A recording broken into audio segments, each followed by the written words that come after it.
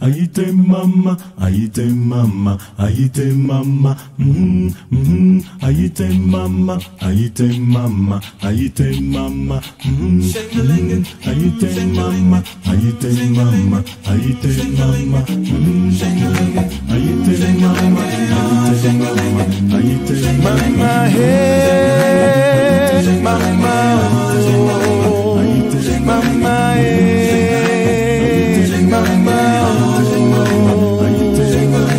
Jesus can break those chains away. Mama, break those chains of pain and grief.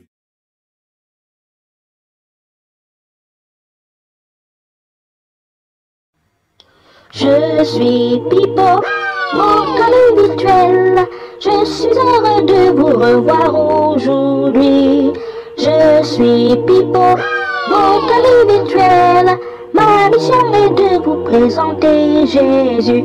Il est bon, vraiment bon. Dieu est bon, vraiment bon. Je suis Pipo, votre habituel.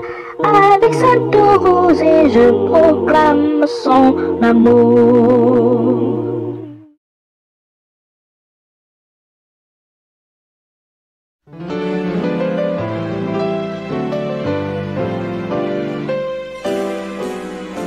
I've come through many hard trials, through temptations and every end.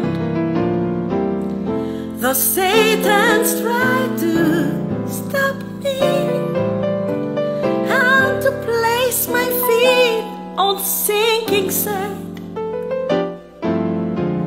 Through the pain and all of my sorrows, through the tears and all of my fears, the Lord was there to keep me, for He's kept me in the midst of it all.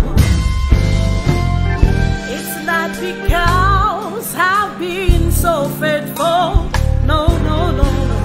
It's not because I have always obeyed, no, it's not because I trust in Him to be with Him along the way, but it's because He loves me so dearly. He was there to answer my call.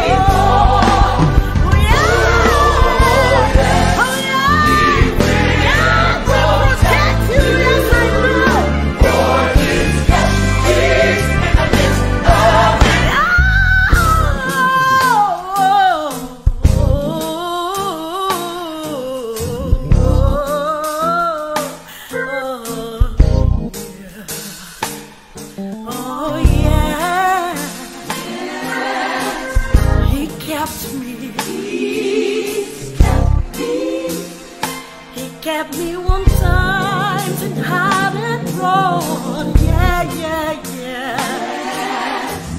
He's kept me. Jesus kept me.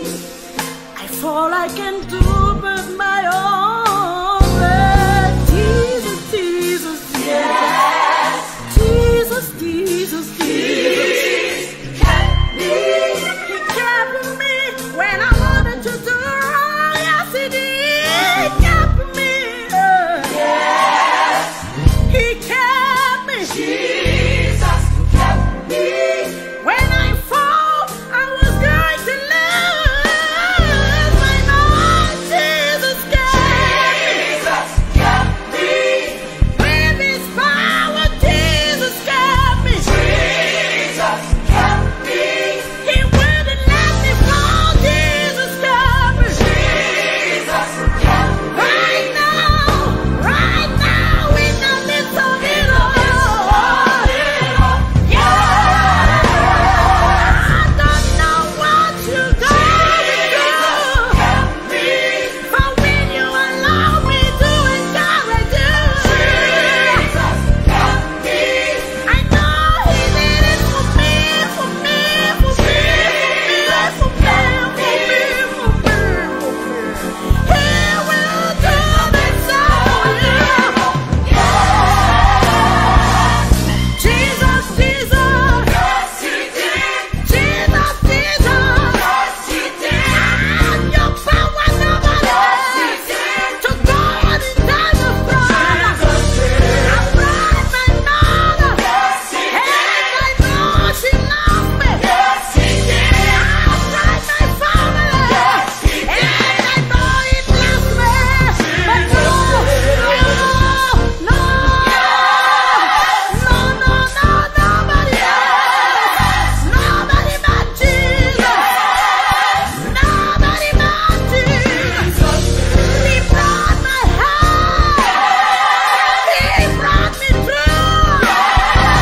He wouldn't let me fall. So let me encourage you. Don't give up. Don't give up. I'm your power number. You can win. With Jesus, with Jesus, with Jesus. You can make it. Come on and understand. You have everything inside of you. Trust him. Jesus, Jesus, Jesus.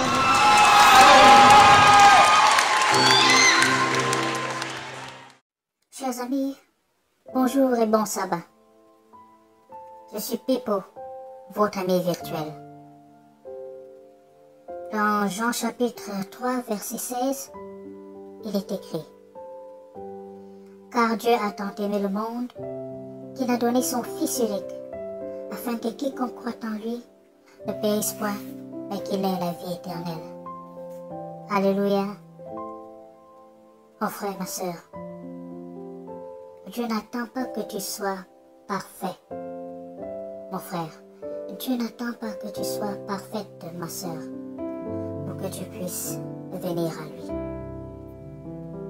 Jésus-Christ est venu dans ce monde, pas pour les sauver, pas pour les justes, mais pour vous et moi, pour tous ceux qui ont des faiblesses, pour tous ceux qui trébuchent dans le péché, pour tous ceux qui agonisent dans leur vie.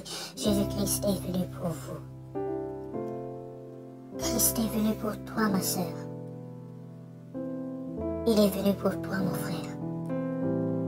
Il est venu pour nous. Il sait que nous sommes faibles. Il sait que nous sommes égarés. C'est pourquoi il est venu pour nous. N'attends pas d'être parfaite pour enfin donner ton cœur à Jésus-Christ. N'attends pas d'être infaillible, mon frère, pour enfin donner ton cœur à Jésus-Christ. Tel que tu es, viens à lui. Aujourd'hui, tel que tu es, viens à lui. Ouais, comme le texte biblique dit, car Dieu a tant aimé le monde. Est-ce que vous comprenez le monde quand on dit vous êtes mondain? Ce n'est pas une bonne renommée. Lorsqu'on dit ma soeur, tu es mondaine, ce n'est pas une bonne réputation. Lorsqu'on te dit mon frère, tu es comme les gens du monde, tu vis comme le monde, ce n'est pas une bonne renommée.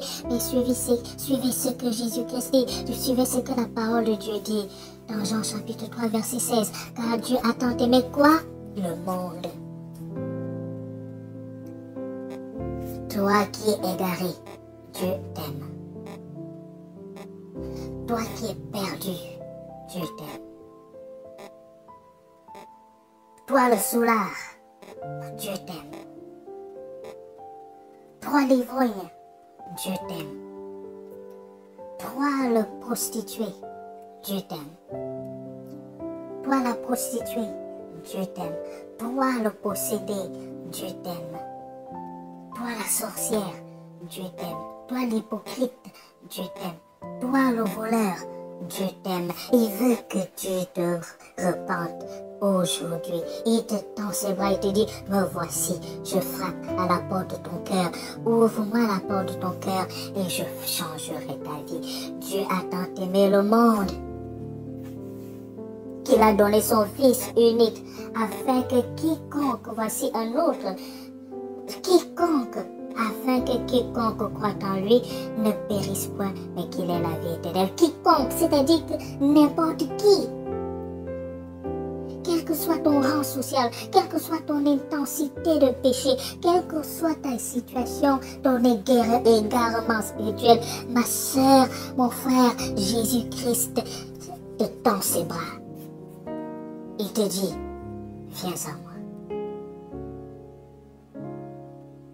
Es-tu dans la douleur? Viens à moi. Es-tu dans les pleurs? Viens à moi. Es-tu désespéré? Viens à moi. Es-tu tellement plongé dans le péché? Laisse-moi entrer dans ta vie. Jésus-Christ est venu pour sauver le monde. Il est venu pour les égarés, pour les perdus, pour les pécheurs. Aujourd'hui, mon frère, aujourd'hui, ma soeur, si vous entendez la voix de Jésus-Christ, n'endurcissez pas votre cœur, n'endurcissez pas vos cœurs.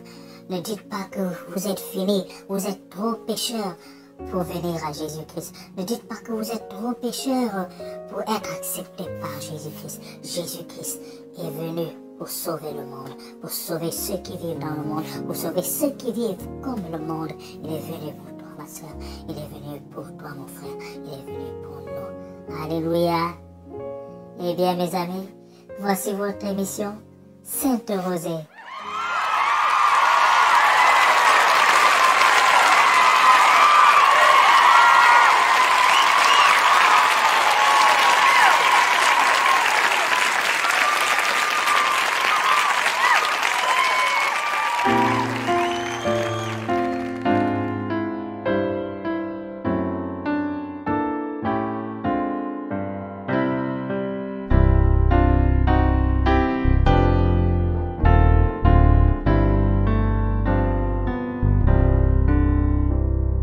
Je chanterai, Seigneur, tes œuvres magnifiques,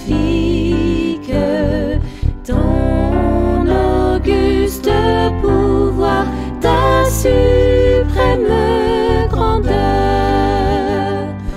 Au concert de tes saints, j'unirai les cantiques que pour toi me dicte mon cœur, que pour toi me dicte mon cœur. Oh, que de l'Éternel la parole est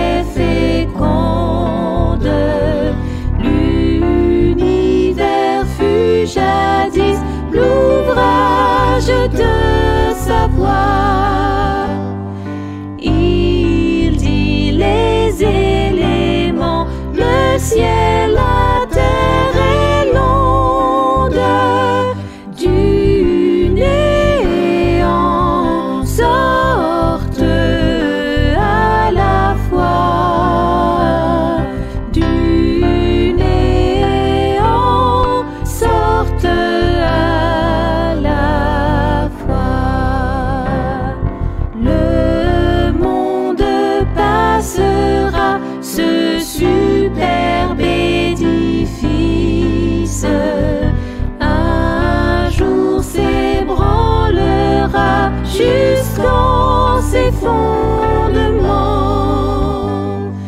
Ta sagesse, grand Dieu, ta bonté, ta justice subsisteront dans tous les temps. Subsisteront dans tous les temps.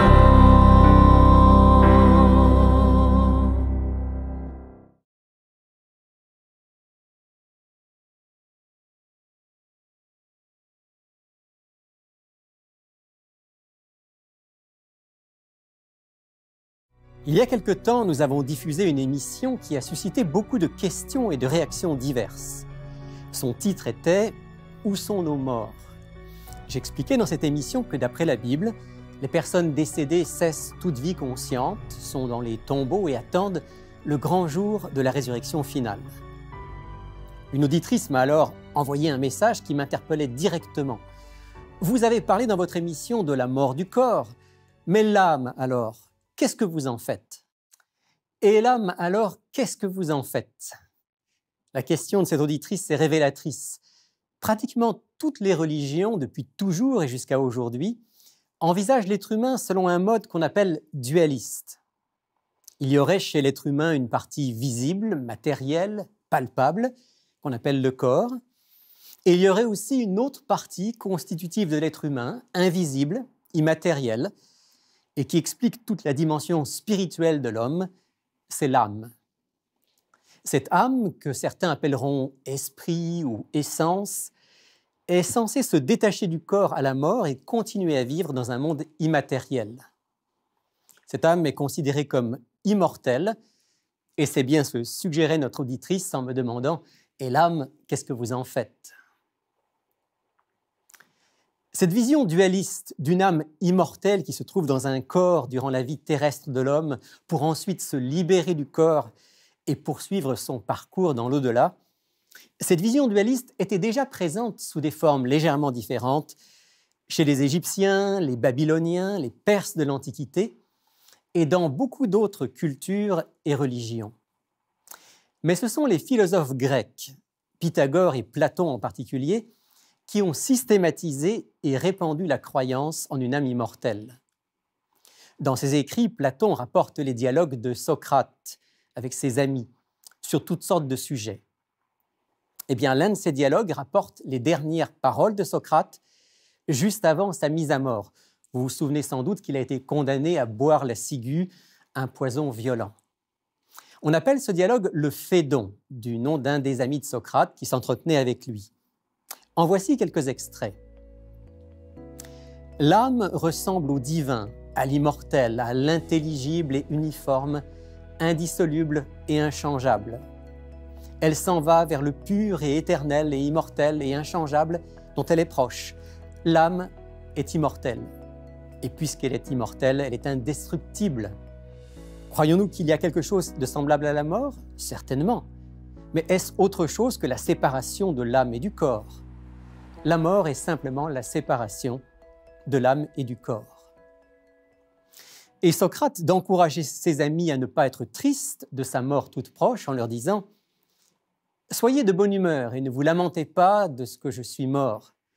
Quand vous me déposerez dans la tombe, dites-vous que vous enterrez mon corps seulement et pas mon âme. » Curieusement, beaucoup de prêtres, de pasteurs, de rabbins, d'imams, de conducteurs religieux ou de maîtres spirituels pourraient aujourd'hui reprendre à leur compte les paroles de Socrate. Il faut dire que la notion de l'immortalité de l'âme est passée très rapidement des philosophes grecs à la pensée juive, spécialement chez les Juifs de la diaspora qui vivaient sous influence grecque. Philon d'Alexandrie en est un bon exemple. Et cette même conception platonicienne de l'âme a influencé certains théologiens chrétiens éminents des premiers siècles, comme Origène ou Augustin. Écoutez ce qu'écrit Origène au IIe siècle de notre ère. « L'âme ayant une substance et une vie en soi devra, après son départ du monde, être récompensée selon ses mérites, devant obtenir ou bien la vie éternelle et ses bénédictions, ou être livré au feu éternel et à ses punitions. Presque 2 siècles plus tard, Augustin d'Hippone, celui qu'on appelle Saint Augustin, enfonce le clou et affirme haut et fort l'immortalité de l'âme. Cette substance est à la fois l'être souverain et primordial. Et si l'âme a reçu d'elle ce qui la constitue, rien ne peut lui faire perdre ce qu'elle a reçu. C'est pourquoi elle ne peut cesser d'exister. L'âme ne peut donc pas périr. Je pourrais continuer les citations de théologien en théologien jusqu'à nos jours, catholiques, orthodoxes, protestants et même évangéliques. La conception de l'âme immortelle s'est imposée peu à peu dans le judaïsme comme dans le christianisme. Mais cette vision a-t-elle des fondements solides? Est-ce qu'elle repose sur les textes de la Bible? Pour répondre à cette question, nous allons nous intéresser à 2 mots, qu'on traduit généralement par âme dans les versions françaises de la Bible. Ces 2 mots sont néphesh en hébreu pour l'Ancien Testament et psyché en grec pour le Nouveau Testament. Néphesh et psyché, comme le mot âme en français, peuvent avoir plusieurs nuances de sens. Par exemple, en français, si je dis « il n'y a pas âme qui vive par ici », ou encore si je parle d'un village de 1500 âmes, j'emploie clairement le mot âme comme synonyme de personne ou habitant. Par contre, si je dis que quelqu'un a l'âme d'un poète, je fais référence à une disposition d'esprit, à des qualités intellectuelles, à une sensibilité particulière. Ou encore, si je dis d'une personne que c'est une grande âme, je veux parler de ses qualités morales. C'est la même chose en hébreu. Le mot néphesh, qui est quand même utilisé 682 fois dans l'Ancien Testament, peut avoir plusieurs nuances de sens. Exemple concret. Je lis dans le livre de la Genèse, au chapitre 34 et au verset 3. Sichem s'attacha de toute son âme à Dina, fille de Jacob. Il aima la jeune fille et sut parler à son cœur. Ici, clairement, le mot néphesh désigne les émotions, la dimension affective de l'être humain. Et on trouve un sens assez proche dans le fameux Schéma Israël, ce passage du livre du Deutéronome qui constitue un pilier de la foi tant juive que chrétienne. Je lis donc dans Deutéronome chapitre 6, les versets 4 et 5. « Écoute, Israël, l'Éternel notre Dieu, l'Éternel est un. Tu aimeras l'Éternel ton Dieu de tout ton cœur, de toute ton âme et de toute ta force. » De toute ton âme, c'est-à-dire avec toute ta volonté, ton intellect, tes émotions, bref, tout ton être. Ce qui nous amène à examiner les textes dans lesquels on trouve le sens le plus fréquent, le plus fondamental du mot néphesh dans la Bible. Les textes qui vont nous permettre de répondre à la question de notre auditrice de tout à l'heure et de déterminer si, selon la Bible, l'âme est ou n'est pas immortelle. Je lis avec vous le récit de la création de l'homme tel qu'il est rapporté dans le livre de la Genèse au chapitre 2. Plus précisément, Genèse chapitre 2, au verset 7. « L'Éternel Dieu forma l'homme de la poussière du sol, il insuffla dans ses narines un souffle vital, et l'homme devint un être vivant. » Ce que la Bible à la Colombe et beaucoup d'autres versions traduisent par « être vivant » est l'expression hébraïque « nefesh chaya », mot à mot, une âme vivante. Lorsque Dieu a pris de la matière inanimée, la poussière du sol, qu'il a modelé l'être humain comme un potier, et puis a fait ce que seul le Créateur peut faire, souffler un souffle de vie pour que l'homme respire, alors, nous dit le texte, l'homme est devenu une âme vivante. Voilà la définition de base du mot âme dans la Bible. L'âme, c'est l'homme vivant, l'être vivant tout entier. D'après le texte de la Genèse, nous n'avons pas une âme, nous sommes une âme vivante.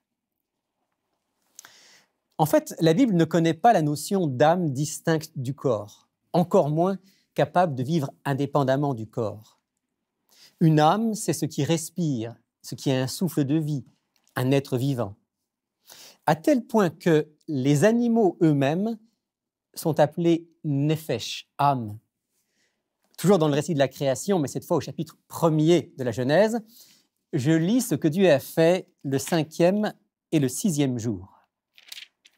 Dieu dit que les eaux produisent en abondance des animaux vivants et que des oiseaux volent sur la terre vers l'étendue du ciel. Dieu dit que la terre produise des animaux vivants selon leur espèce, du bétail, des reptiles, des animaux terrestres selon leur espèce. Et cela fut ainsi. Aussi étonnant que ça puisse paraître, l'expression traduite par « animaux vivants » dans ces 2 versets que je viens de lire est exactement la même que celle de Genèse 2, 7 lors de la création de l'homme. Nefesh chaya, âme vivante.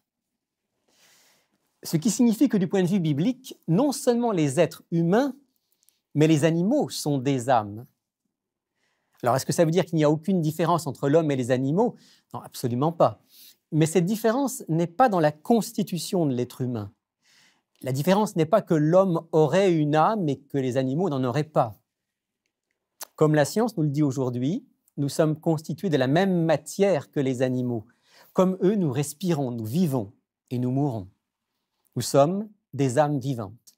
Ce qui fait la différence, et elle est de taille, entre l'être humain et les animaux, c'est que selon l'expression biblique, Dieu nous a fait à son image, selon sa ressemblance. Il nous a dotés de capacités uniques. Nous sommes capables d'avoir une relation avec lui, de penser, de créer, de choisir entre le bien et le mal, d'aimer Dieu et d'aimer notre prochain. Ça, aucun animal ne le peut. Mais ce qu'il faut retenir pour notre question d'aujourd'hui, c'est que l'âme, c'est l'être humain, la personne humaine tout entière, qui n'existe que dans son corps physique. C'est la raison pour laquelle, suivant le contexte, les mots « nefesh » en hébreu ou « psyché » en grec sont très souvent traduits par les mots français « vie »,« être vivant »,« personne »,« quelqu'un », ou même tout simplement par les pronoms personnels. « Je » ou « moi » pour traduire « mon âme » dans l'original. « Tu » ou « toi » pour traduire « ton âme », « lui » ou « elle » pour traduire « son âme », etc. Donc, si l'âme, c'est la personne tout entière, l'individu dans son corps, alors tout à fait logiquement, la Bible nous dit que l'âme est mortelle. Par exemple, dans le livre des Nombres, Dieu donne un commandement qui concerne ceux qui se consacrent pour une période de temps au service de Dieu. On les appelle les nazirs. Et je lis dans le livre des Nombres, au chapitre 6 et au verset 6, ce qu'il est dit à leur propos. Pendant tout le temps qu'il a consacré à l'Éternel, le nazir ne s'approchera pas d'une personne morte.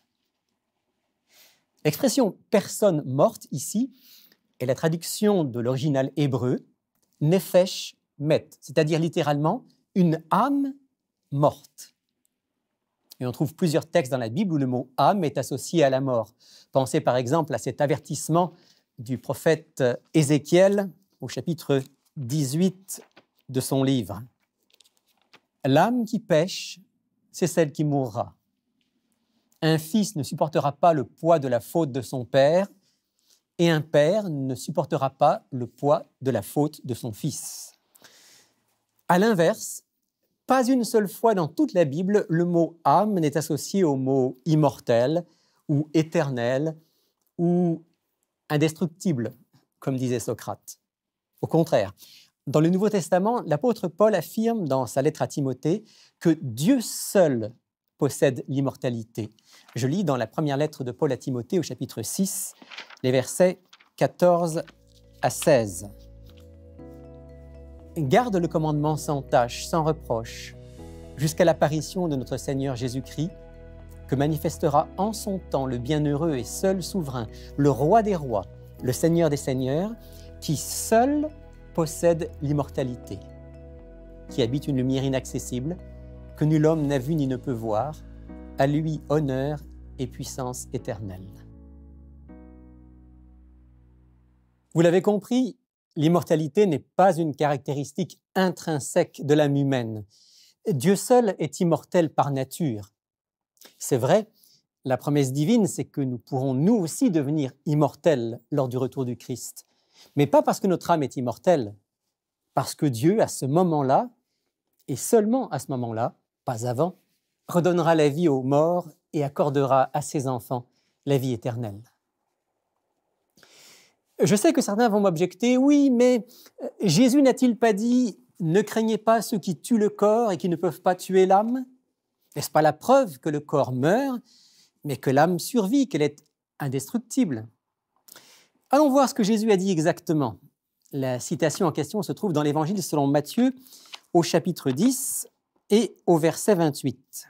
« Ne craignez pas ceux qui tuent le corps et qui ne peuvent tuer l'âme. Craignez plutôt celui qui peut faire périr l'âme et le corps dans la géhenne. » Remarquez tout d'abord que la citation complète de la déclaration du Christ montre clairement que l'âme est mortelle, puisque Jésus dit « Craignez plutôt celui qui peut faire périr l'âme et le corps dans la géhenne. » Dieu peut donc, et il va donc, détruire l'âme de ceux qui lui auront été rebelles. Donc l'âme est mortelle. Mais que veut dire Jésus en parlant de ceux qui tuent le corps, mais qui ne peuvent pas tuer l'âme? On l'a dit tout à l'heure, le sens courant du mot « âme » dans la Bible, c'est l'être vivant, la personne, l'individu.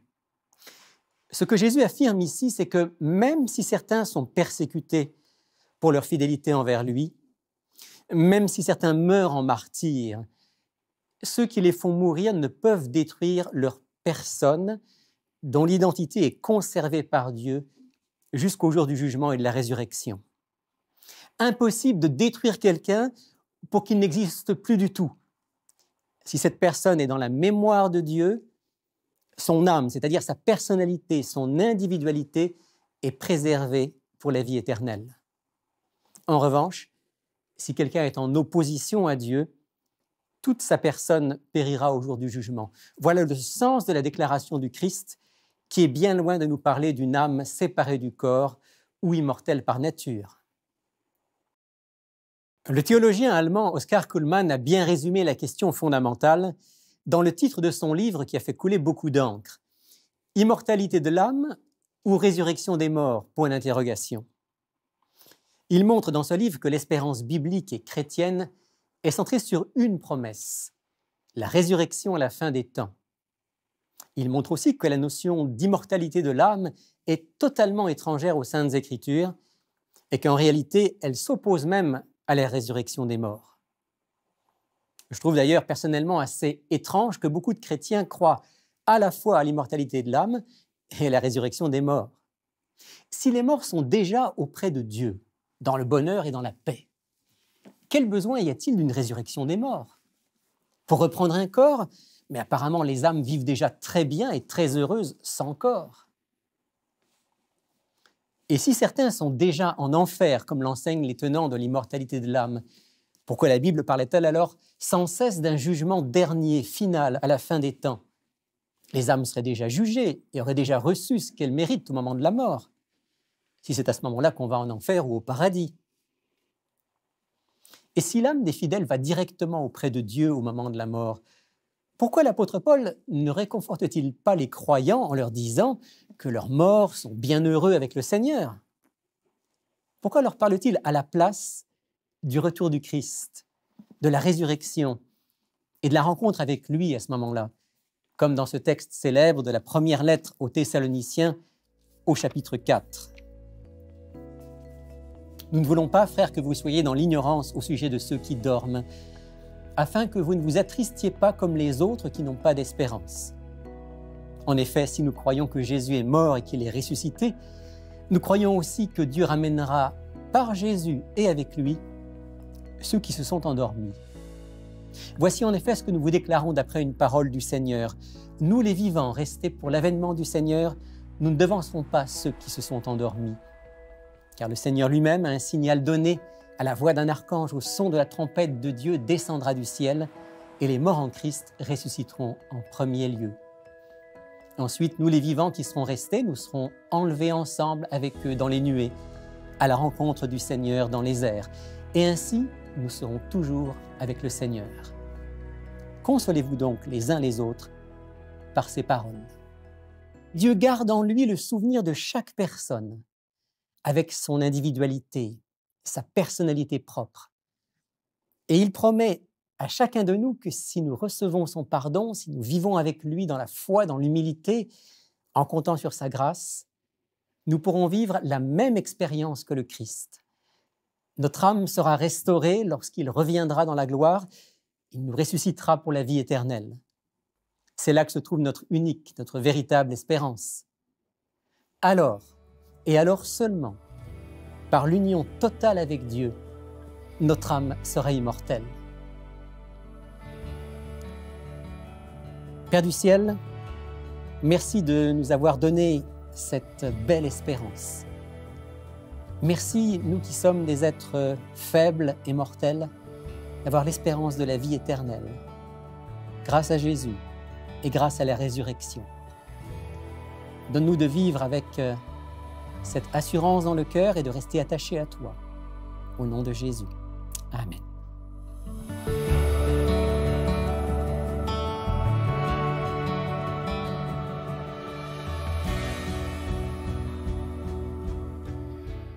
Écoute la voix du Seigneur Jésus, Jésus.